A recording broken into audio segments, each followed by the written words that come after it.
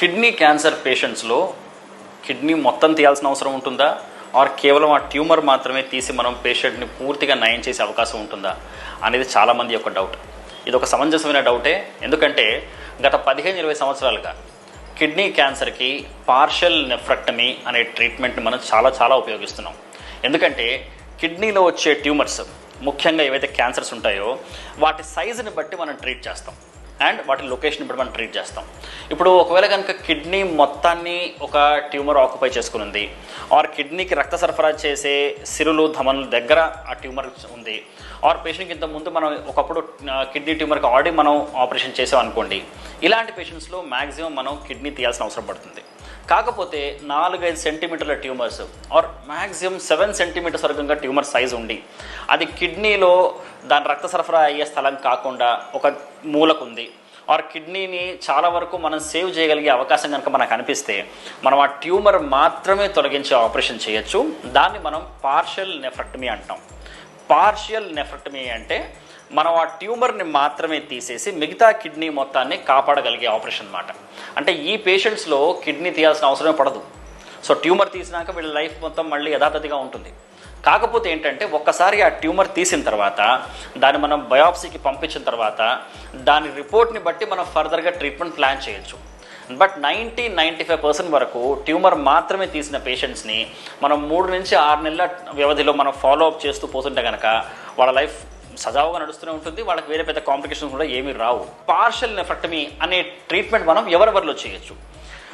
ఎవరైతే young patients ఉంటారో, tumour size 4-5 సెంటీమీటర్లు మ్యాక్సిమం 7 సెంటీమీటర్ల దాకా ఉంటుందో, కిడ్నీ రక్త సరఫరా అయ్యే ప్లేస్ కాకుండా ఒక మూలకు ఉంటుందో, పైన కింద ఉంటుందో, మనం కిడ్నీ మొత్తాన్ని కాపాడగలిగే మనకు అవకాశం అనిపిస్తుందో, పేషెంట్ ఫిట్గా ఉంటారో అలాంటి వాళ్ళు చేయొచ్చు. At the same time tumour మాత్రమే తీసేసిన పేషెంట్స్లో ట్రాన్సియంట్గా అంటే కొంతకాలం వరకు వాళ్ళ కిడ్నీలు కొద్దిగా తక్కువగా పనిచేసి మళ్ళీ మామూలుగా యథాతథిగా పనిచేసే అవకాశం ఉంటుంది. సో ఎప్పుడైనా మనకి కేవలం ట్యూమర్ తీయచ్చు అనిపిస్తే కనుక పార్షియల్ నెఫ్రెక్టమీ అనే ట్రీట్మెంట్ పేషెంట్స్లో బెస్ట్. సో ఇప్పుడు ఈ పార్షియల్ నెఫ్రెక్టమీ అనే ట్రీట్మెంట్ మనం ఏ విధంగా చేయొచ్చు? సో ఓపెన్ సర్జరీ ద్వారా చేయొచ్చు, లాప్రోస్కోపీ ద్వారా చేయొచ్చు, రోబోటిక్ సర్జరీ ద్వారా కూడా చేయొచ్చు. ఏ విధంగా చేసినప్పటికీ దీని రిజల్ట్స్ యూనివర్సల్గా పార్షియల్ నెఫ్రెక్టమీ యొక్క రిజల్ట్స్ చాలా బాగున్నాయి. దీనికి ముఖ్యమైన ఒక క్రైటీరియా ఏంటంటే పేషెంట్ సెలక్షన్. ఆ పేషెంట్ కానీ ఆ ట్యూమర్ కానీ మనకు అన్నీ అనువుగా అనిపిస్తే కనుక పార్షియల్ నెఫ్రెక్టమీ చేసిన పేషెంట్స్ యొక్క లైఫ్ చాలా సజావుగా ఉంటుంది. మామూలుగా వాళ్ళకి కేవలం ఇంకేదైనా ట్యూమర్ చేసినట్టుగా మనకు ఉంటుంది.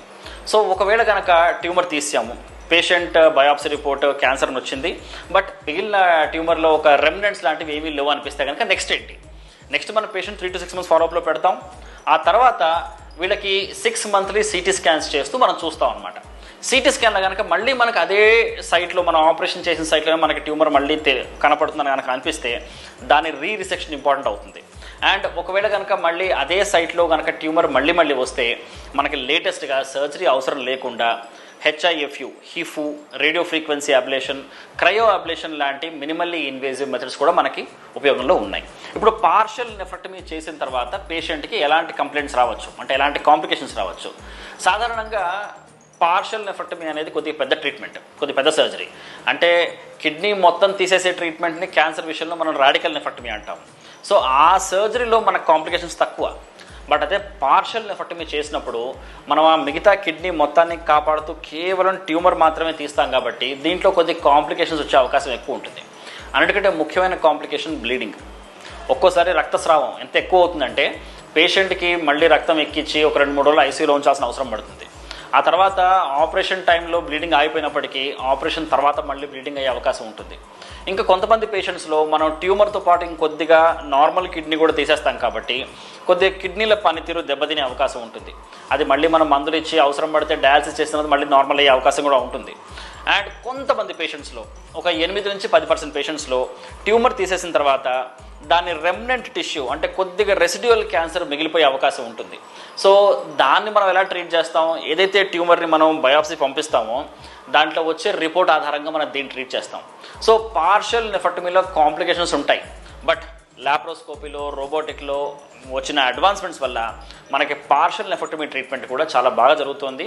దీంట్లో కూడా కాంప్లికేషన్స్ మ్యాక్సిమంగా తగ్గే అవకాశం ఉంటుంది.